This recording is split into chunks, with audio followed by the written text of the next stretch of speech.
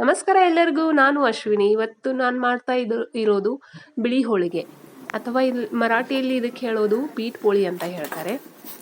ತುಂಬ ಸಾಫ್ಟಾಗಿ ಮೃದುವಾಗಿ ಬಂದ್ಬಿಡತ್ತೆ. ಇವಾಗಂತೂ ಮಾವಿನಕಾಯಿ ಸೀಸನು, ಮಾವಿನ ಹಣ್ಣು ರಸಾಯನ ಮಾಡಿಕೊಂಡು ತಿನ್ಬೋದು.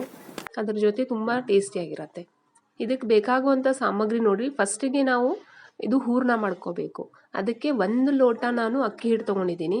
1 ಲೋಟಕ್ಕೆ 1.5 ಲೋಟ ನೀರು ಕುದಿಯೋಕ್ಕೆ ಇಟ್ಬಿಟ್ಟಿದ್ದೀನಿ. ಅದರೊಳಗೆ ಸ್ವಲ್ಪ ಓಂಕಾಳು, ಎಣ್ಣೆ, ಉಪ್ಪು ಹಾಕಿಬಿಟ್ಟು ಕುದಿ ಬಂದ ಮೇಲೆ ಆ ಹಿಟ್ಟನ್ನು ಹಾಕಬೇಕು. ಅಕ್ಕಿ ಹಿಟ್ಟು ತೊಗೊಂಡಿರ್ತೀವಲ್ಲ ಅದನ್ನು ಹಾಕಿಬಿಟ್ಟು ಚೆನ್ನಾಗಿ ಕಲಿಸ್ಬಿಟ್ಟು ಒಂದು 5 ನಿಮಿಷವರೆಗೂ ನಾವು ತಳ ಹಿಡ್ದಂಗೆ ನೋಡ್ಕೊತಾ ಇರಬೇಕು ಮುಚ್ಚಿಟ್ಟು. ಆಮೇಲೆ ಅದು ಒಂದು ಪ್ಲೇಟಿಗೆ ಹಾಕಬೇಕು. ತಣ್ಣಗಾದ್ಮೇಲೆ ಸ್ವಲ್ಪ ತುಪ್ಪ ಅಥವಾ ಎಣ್ಣೆ ಹಾಕಿಬಿಟ್ಟು ಕೈಗೆ ಚೆನ್ನಾಗಿ ನಾದ್ಕೋಬೇಕು. ಮೃದುವಾಗಿರಬೇಕು ಅದು ಸಾಫ್ಟಾಗಿ.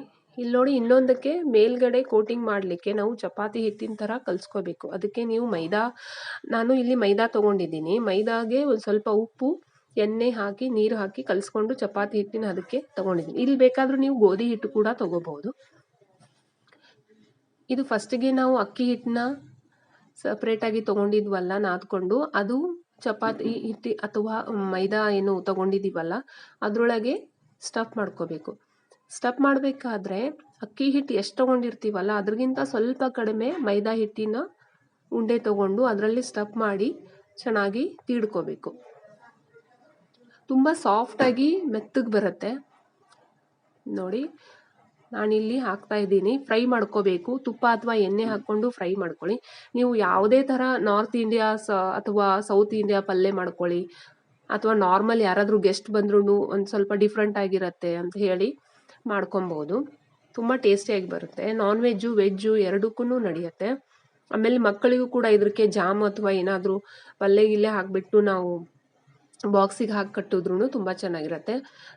ಮಧ್ಯಾಹ್ನ ಹೊತ್ತು ತನಕನೂ ತುಂಬ ಚೆನ್ನಾಗಿರುತ್ತೆ. ಅಂದರೆ ನಾವು ಬೆಳಗ್ಗೆ ಏನಾದರೂ ತಿಂಡಿಗೆ ಮಾಡಿದ್ರೂ ಮಧ್ಯಾಹ್ನ ತನಕನೂ ಸಾಫ್ಟ್ ಆಗಿರುತ್ತೆ ಬಾಕ್ಸ್ಗೆ. ನೋಡಿ, ತುಂಬ ಚೆನ್ನಾಗಿ ಮೃದುವಾಗಿ ಬರುತ್ತೆ ನೋಡಿ. ಈಗಂತೂ ಮಾವಿನ ಹಣ್ಣಿನ ಸೀಸನ್ ಇದೆ.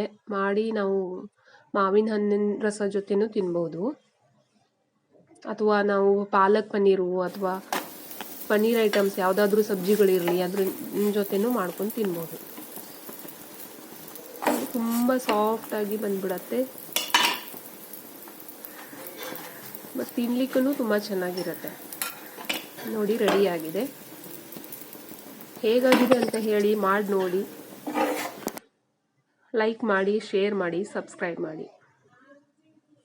Thanks for watching.